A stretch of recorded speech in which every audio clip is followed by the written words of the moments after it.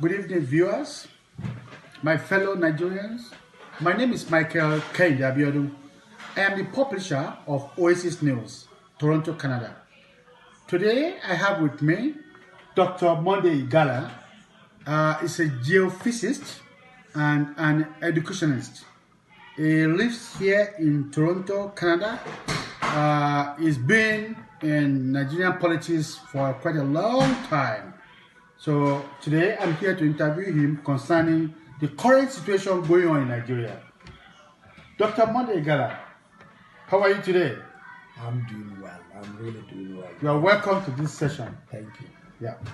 Can you tell us a little bit your feelings or your opinion about the Nigerian situation regarding our politicians being recycled from time to time? Are they recycling themselves to embezzle more money? Are they recycling themselves so that they won't be arrested and prosecuted because of their evil doings?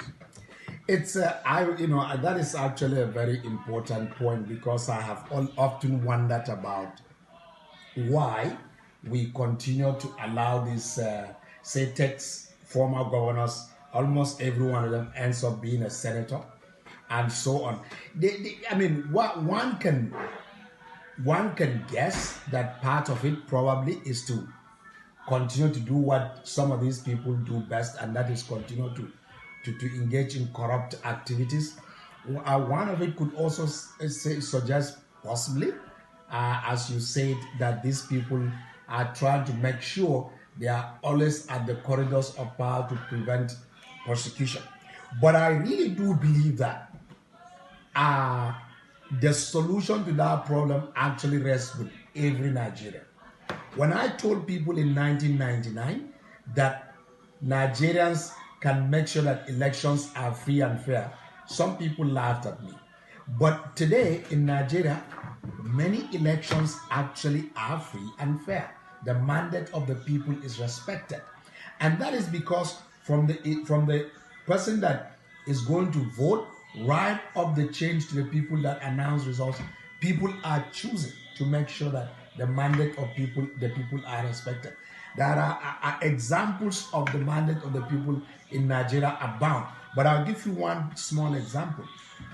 In Plateau State, for example, when during the last election, there's nobody in Plateau State that thought that the PDP machine in Plateau State could be defeated. But because the people wanted a change in government, and again, I'm not here to pass judgment on whether the people should have wanted to change the government or not, but the people wanted a change in government, and what did we get? We got an APC government in Plateau State. So the next level to make sure that these people are not being recycled is for, again, the common Nigerian to take over the primary elections. So we have to go in and take over these political parties and make sure that the people we're using our numbers to make sure that progressive candidates are being put forward. Because what we're ending up these days is a situation where people are given options of either choosing a rock or a hard place. It's the same thing. It's the same thing. Talking about the corruption, the politicians are so corrupt. The situation is so corrupt that it's like nobody could stop it. And I think it's reasonable this time around to either Chinalized or rollinized.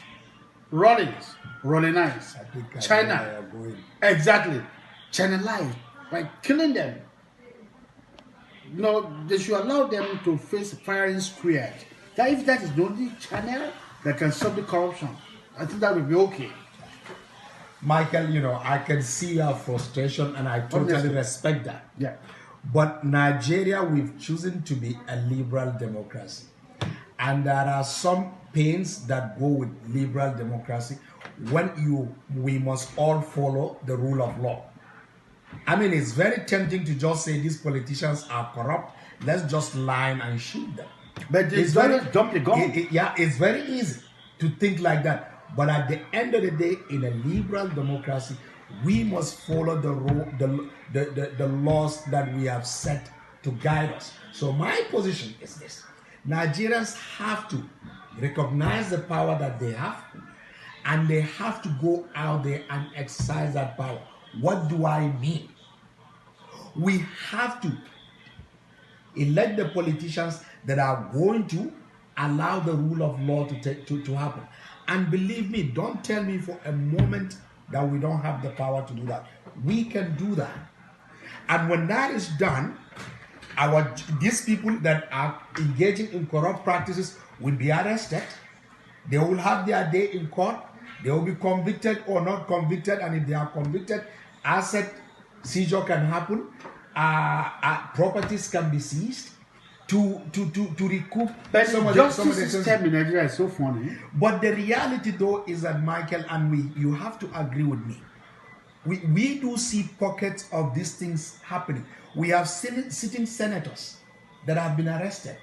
We have sitting governors that have been arrested and are being tried, and some have been tried. Can you tell us how we can resolve the harassment issue going on in the northern part of the country, and also the Boko Haram issue? Listen, the issue with the Fulani herdsmen versus the local indigenous farmers, the solution rests with the people, because it's not every Fulani herdsman that goes out and kills people, and it's not every villager or farmer that goes out and rustle or kill Fulani people. Sure, yeah. Right? So every community must be able to fish out their rot. We then engage the law enforcement agencies to investigate these killings, and then hopefully the people that are engaging in this thing get their day in court, get convicted, and whatever punishment. That's if there's no political undertone. There, of course, politicians will always take advantage of this thing. In fact, that is why this thing has not gone away, because our politicians are there stoking the fire. Take, for example, law enforcement agents don't show up quickly enough in a place where villagers are being killed. Yeah. And local politicians that want to get vote easily jumps on that and concludes the federal government must be behind the killings that is happening, right? When in fact, it is just people that have not stopped to talk to each other like the generation of my father did that is causing these killings and counter killings. Amicable settlement. So exactly.